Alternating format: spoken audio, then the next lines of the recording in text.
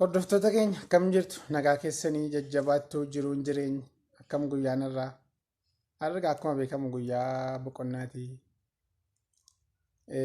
Sa'aatii boqonnaa kana namni waan adda addaatti dabarsa.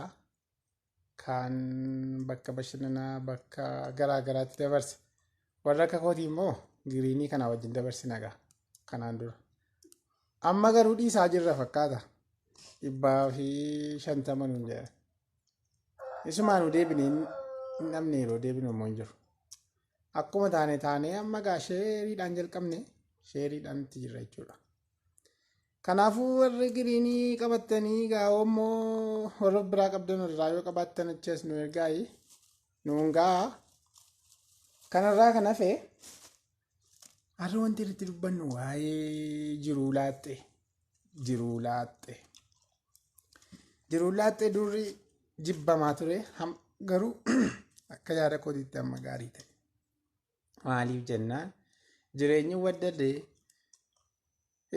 caammaa si bituu hin dandeessan ulaa amma akka kanaan duraa miti. Gatii kanaatiif yoo dhiiftan ammaaf amma gabaan kun tasgabbaa'utti warri hin fuudhina achuma jirutti achumatti dhaabbadda achuma turaa takka.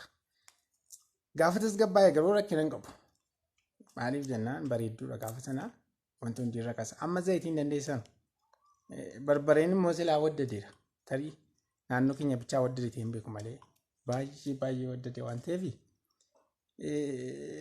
Egaa yoo immoo beekaatti galtanis hin ta'a hubataatuma nan danda'a jedhamatti galuu dandeessu. Kanarraa kan hafee fataa jedhaa. Karaa mana abbaa gadaa eessaa? Akeessi naasaa barreessaa. Jedhaa nagaatti ulaa oolmaa gaarii turtii gaarii isiniif haa ta'u isiniin jaaladhaa isiniin kabajaa nagaan naaf jiraadha.